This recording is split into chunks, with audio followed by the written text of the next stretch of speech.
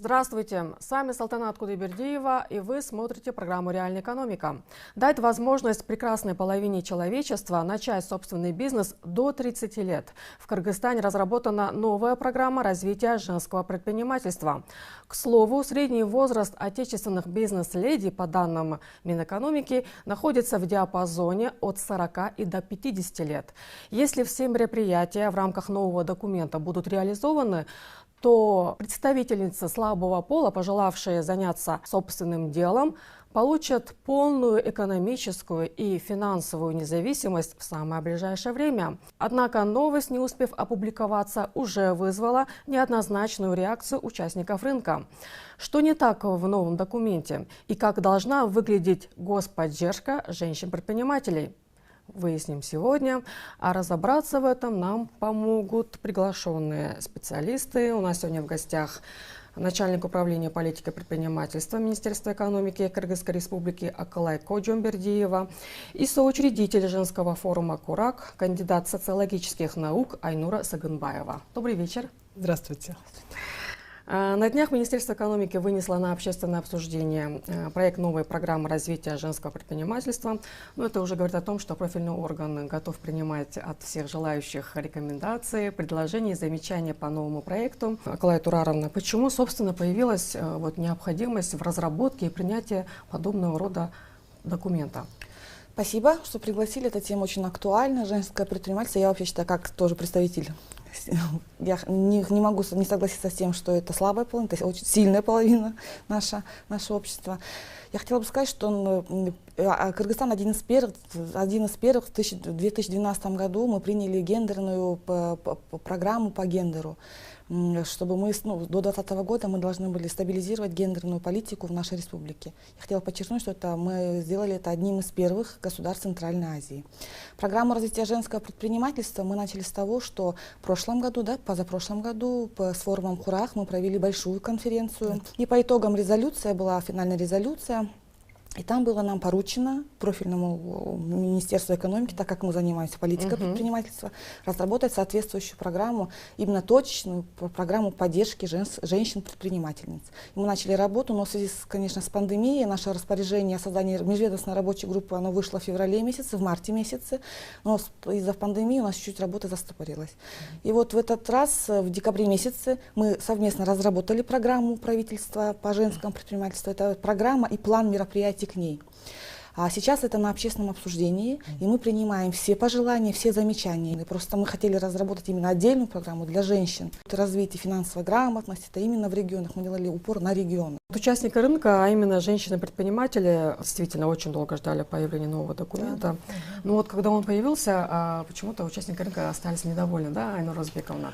Что не так в этом документе? Почему ваши коллеги так сильно возмущались? Во-первых, я хочу свой ответ начать с позитива. На самом деле я хочу поздравить страну, всю страну, с тем, что мы начинаем реализовывать и до конца принимать финальную версию государственной программы по поддержке женского предпринимательства. Это очень важный документ, который, мы уверены, он поможет сделать прорыв для всей страны. Почему? Не потому, что женщины слабый пол или что-то, а просто, если рассматривать с экономической точки зрения, это просто ресурс. И нужны какие-то определенные политические государственные решения для того, чтобы все общество совместно шло для достижения этой цели, просто экономическую дать возможным женщинам принять участие в ВВП, увеличить ВВП, дать возможность развиваться в сфере здравоохранения за счет налогов, дать возможность улучшить качество образования, опять-таки за счет тех налогов, которые будут платить женщины-предпринимательницы,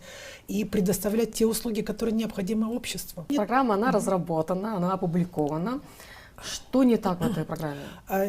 Дело не в том, что довольно, недовольно, это не бизнес-подход с моей точки зрения. С моей точки зрения, как предприниматель и как председатель правления женского форума «Курак», это сделать программу реально, эффективно и реализуемой. Потому что, напомню всем, Кыргызстан за 30 лет уже имел более 400 разных государственных программ. А теперь давайте ответим на вопрос, сколько из них эффективно реализовались. сколько из них помогли улучшить жизнь простых кыргызстанцев, ну и так далее, и так далее. Я не с точки зрения критики, просто это та программа, где мы, женщины-предприниматели, хотим участвовать. Мы хотим быть партнерами Министерства экономики. Мы хотим реально работать и реализовать все, что будет написано. Но мы можем реализовать только то, что мы считаем, что это возможно. А вот эти все общие слова, которыми богаты все программы, ну, нам это непонятно.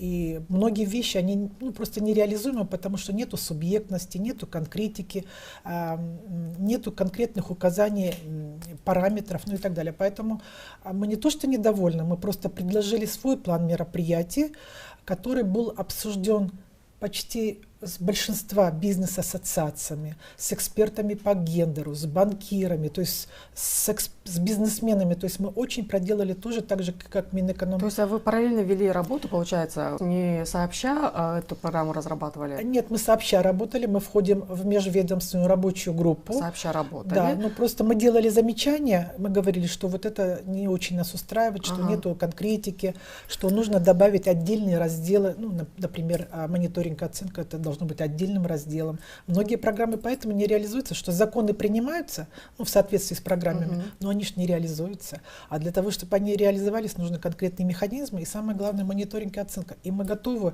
это делать, оценивать и говорить обществу, что это сделано, это не сделано, здесь нужны еще ресурсы. Я правильно ли вас поняла? Ваши рекомендации, замечания не были учтены представителями межведомственной комиссии, и вам пришлось отдельно разрабатывать отдельный план мероприятия, да? Да, эксперт, который был... Вот, знаете, я бы очень хотела, чтобы это было примером сотрудничества, потому что вот в разработке этой программы принимали участие донорская организация, да, которая оказала помощь, лидирующее агентство, это Министерство экономики, и принимало участие очень много ассоциаций, ну, в том числе мы как лидирующая ассоциация, да, и вот я бы хотела, чтобы мы работали до конца. Достаточно много ресурсов, человеческих, финансовых потратили на то, чтобы данную программу разработать, а в итоге она немножечко под сомнение, да, ставится отдельным участникам рынка. Нет, я не совсем соглашусь с этим. Да, это рабочий момент. Это все работа. Это сейчас на общественное обсуждение. Мы прорабатывали с госорганами. У нас есть свой регламент.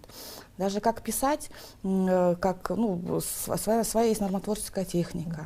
Вот, и так, в таком плане. Мы со всеми членами рабочих групп мы обсуждали. Ну, и у Хурака есть свои замечания. Вот мы завтра это будем предметно обсуждать, завтра, послезавтра. Мы готовы, мы всегда открыты.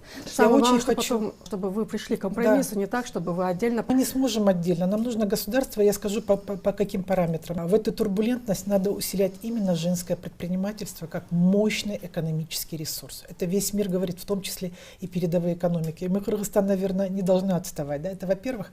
Во-вторых, все исследования говорят об одном и том же. Первое, нет доступа к информации у женщин. Второе, необходимо обучение, специализированность, какой-то специфика с учетом особенностей ведения женского предпринимательства. Третье, нужно учесть финансовые ресурсы, доступ к финансовым ресурсам. Нужно обязательно поменять законодательство. Понимаете, если в законодательстве нету понятия женское предпринимательство, то его нету вообще. Тогда ничего вообще не учит. Меня просто нету. Нету моих чаяний, нету моих потребностей, нету моих нужд, а соответственно я не могу себя полностью реализовать, как я могу, хочу и сделаю. То есть, поэтому нужна обязательно государственная программа, и мы говорим, что нужна такая единая цифровая платформа, где, с одной стороны, будут нужды, потребности женщин-предпринимателей, регионально, секторально, а с другой стороны, все предложения и возможности. И когда все это на одной платформе, тогда всем понятно, видно, и это быстро реализуется, и не нужно терять ни время и так далее, и ресурсы. Да?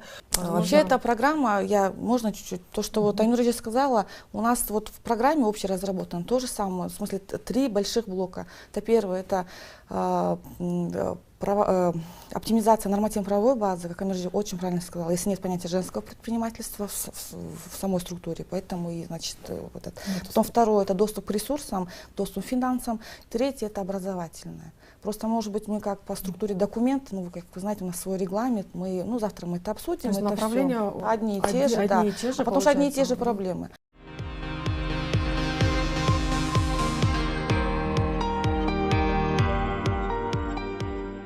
Поговаривают, что разработка новой программы это как раз-таки якобы было требование международных доноров, которые готовы профинансировать женский бизнес, да? Мол, без четкого плана мероприятия они якобы не могут выделять средства.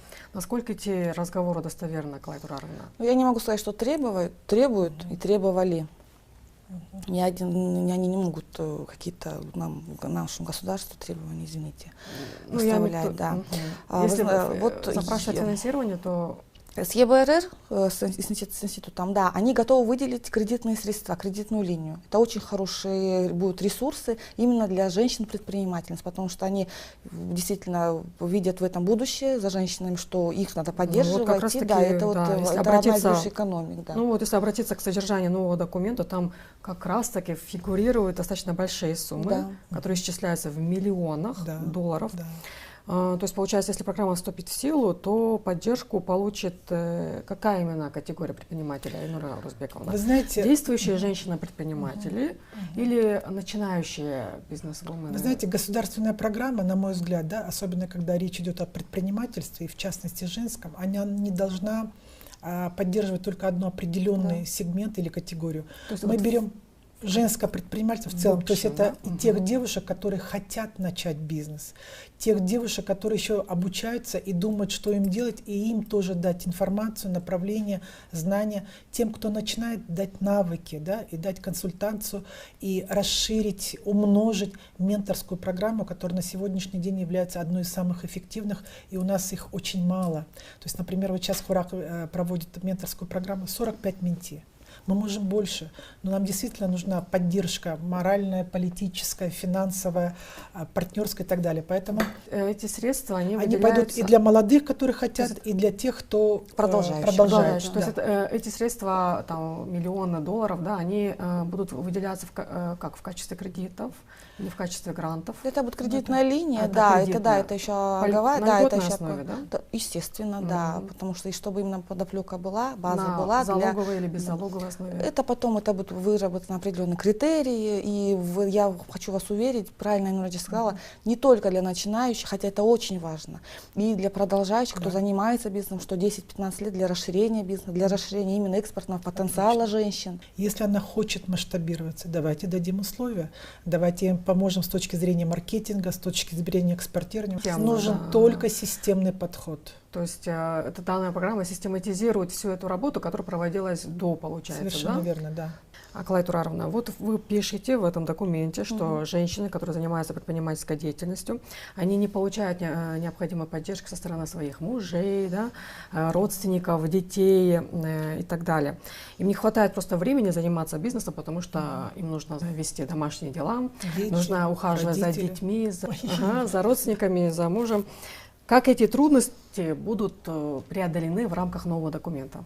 Ну, там же заложено, что вот, во-первых, это институт менторства, институт, во-первых, финансовая поддержка, финансовая грамотность. Их надо обучать. Родственники они будут требовать. Вы знаете, вот в этом-то и заключается конкретизация вот этих национальных программ. Еще раз говорю, нам нужно по-другому писать государственные программы, отходить от общих фраз и просто конкретно писать. И вот мы вот в предложении как раз-таки упомянули вот этот очень важный момент. Так как будет решаться? Мы так и говорим, что МСУ, отдайте МСУ, да, сделайте его полномочным и обязать МСУ, чтобы они в свои стратегии, власти, совершенно верно, чтобы они в свои стратегии программы включали это понятие, особенно предоставляли максимум условий по уходу за детьми. Делали все возможное, чтобы в каждом селе была возможность женщине на час, на 2, на 3 часа оставить ребенка. То есть мы это детские сады. Совершенно верно. Разного рода детские сады, мобильные, на весь день, на час, на 2, на 3, потому что мы прекрасно понимаем, что женщина даже в банк не может пойти, потому что не с кем оставить ребенка. То есть в рамках этого документа то есть будут выделяться средства для того, чтобы на местах организовывались детские сады, мобильные детские сады. Да, это реализуемо? Реализуемо. Мы проработаем данный вопрос, надеемся, что это будет. Также в документе говорится о том, что женщины сталкиваются с гендерными барьерами в финансовых учреждениях. Ну, якобы кредитные специалисты мужчины якобы часто отказывают женщинам в выдаче кредитов. Как эта преграда будет преодолена вот в рамках реализации нового документа? Мы хотели бы внести тоже вот в оптимизацию нормативно-правовой базы, то чтобы, ну это мы с Нацбанком тоже очень много, помните, мы сколько раз разговаривали, честно говоря, они тоже. То есть эта проблема есть, да? Есть. Ну, эта проблема выявилась, я вот еще раз подчеркну, у нас с точки зрения предпринимательской деятельности, социальные вещи, потом уже в процессе выявились, это очень большой пласт проблем социальных, это социальная же проблема, в принципе, и мы хотим, чтобы была квота для женщин-предпринимателей, это что и нормативно это закрепить. Как понять квота? Квота, например, на выдачу определенных процентов кредитов именно для То есть, допустим, сейчас выделяются льготные кредиты, да? То и обязательно, да, чтобы какая-то часть была, процент, 50%, допустим, выдавали женскому бизнесу. И именно женщина, потому что же у нас же тоже очень бывает тогда, значит, бизнес переписывается на женщину, работает, именно чтобы женщина она была и работником, да, изначально. Да, вот именно нужно мониторинг, чтобы все это отслеживать, показывать эффективность данного инструмента. Если вдруг он неэффективен, поменять другой инструмент. То есть вот поэтому и нужно, то есть мы вот хотим сделать программу такую реальную, которую мы будем замерять, смотреть, что-то менять, потому что она должна быть живой, но основные потребности и желания женщин должны отражаться, потому что женщины хотят работать. И не только ради ВВП, они хотят, чтобы у их детей, у наших детей было хорошее здоровье, хорошее образование. И просто элементарно, чтобы мы выжили. Потому что в условиях ковида статистика показала, больше всего пострадали женщины. Они просто закрылись, обанкротились. Не потому что они, я не знаю, не умнее или там неопытнее, а именно потому что дети, семья, и вот это все ложится троекратно. Но в рамках документа пока что на уровне разговоров остается, да? То есть четко не прописано.